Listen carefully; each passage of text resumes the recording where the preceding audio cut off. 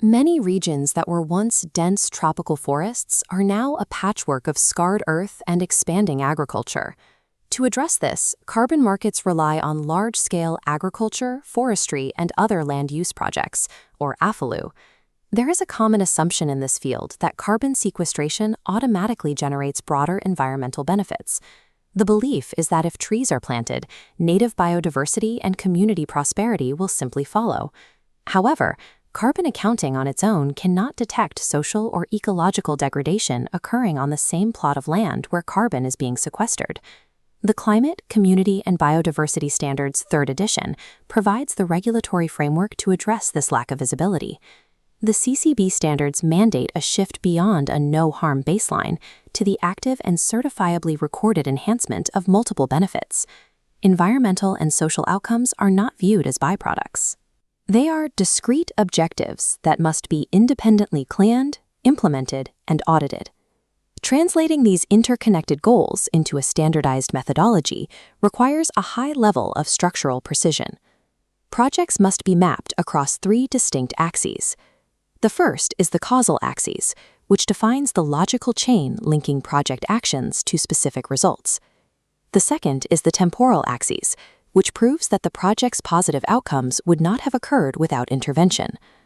The third is the spatial axis, which defines the exact geographic footprints where impacts occur and where monitoring is required. These 3 axes, causal, temporal, and spatial, provide the structural framework for defining a project's actual impact. The causal axis is governed by indicator G1.8, the theory of change. This is the foundational hypothesis for the entire project. It requires a linear progression. Project activities lead to outputs, which result in medium-term outcomes and, eventually, long-term impacts. Compliance requires these impacts to be divided into 3 distinct endpoints: climate, community, and biodiversity. To reach these goals, a project must establish separate results chains for greenhouse gas removal, community well-being, and biodiversity conservation. In practice, the physical actions taken on the ground, such as restoring a native forest corridor, might be identical for all 3 tracks. But the causal mechanism proving a biodiversity impact must be modeled and defended independently from the mechanism proving a carbon impact. Every link in these chains must identify the underlying assumptions being made about local drivers and land use. Without these distinct causal chains, auditors cannot distinguish between a project that intentionally conserved a specific species and one that incidentally saved a habitat while focusing solely on carbon. Beyond defining intent, the project must move to the temporal axis to demonstrate why the intervention is necessary. Indicator G2.1 establishes the without project land use scenario. This creates the project's baseline. Developing this baseline requires synthesizing socioeconomic data, historical deforestation trends, and the identification of primary drivers of land use change. This chart shows a divergence model used to establish temporal stakes. The y-axis tracks social or biodiversity conditions, while the x-axis represents time. The lower line represents the expected without project scenario, which maps the business-as-usual degradation of the area. This leads to indicator G2.2, additionality. This requirement ensures that projects only claim credit for benefits that are not already inevitable. Developers use a barrier analysis to prove that the intervention faces significant financial, technological, or institutional hurdles that prevent it from being common practice. Overcoming these barriers allows the project to follow the upper line, which diverges from the baseline of degradation. The vertical distance between these 2 timelines is the only source of auditable value for the project. This calculation becomes more complex when stacking benefits, such as combining carbon credits with separate payments for water quality. In these cases, the additionality assessment must prove that both financial mechanisms are absolutely required to overcome the baseline barrier. Additionality serves as a temporal firewall, ensuring that markets only finance impacts that are strictly net new.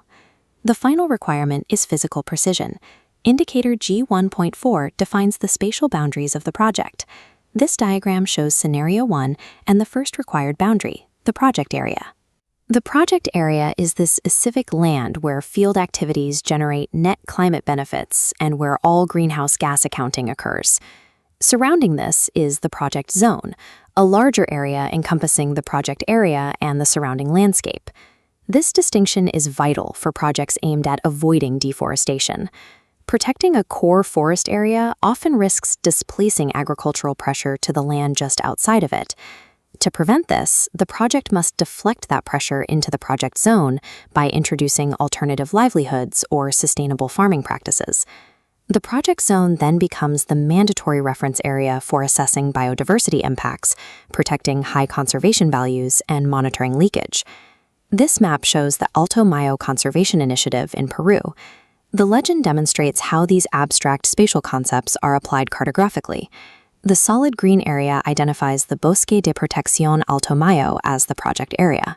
The hashed boundary marks the project zone, creating a clear border between carbon accounting and supplementary impact management. Without this spatial bifurcation, a project could claim to have saved a forest while ignoring the deforestation it pushed into the neighboring valley. A unified theory of change, a proven baseline, and a strict spatial bifurcation form the core architecture of CCB compliance. However, applying this architecture to real-world landscapes reveals a significant challenge: scale, particularly in fragmented areas managed by smallholders. Projects aggregating hundreds of smallholder farmers face very high fixed transaction costs for monitoring and auditing. Revalidating baselines and boundaries every time a new farmer joins is financially impossible for most projects. Indicators G1.13 through 15 introduce the programmatic approach as the structural solution to this economic barrier. This diagram shows Scenario 2, where the programmatic approach solves the scaling problem. A single project zone contains multiple project area nodes. Because this overarching zone is validated up front, the project can dynamically add new project areas over time without a new validation process. This expansion is not unlimited. Any new land added must meet strict, pre-established eligibility criteria defined at the start of the project.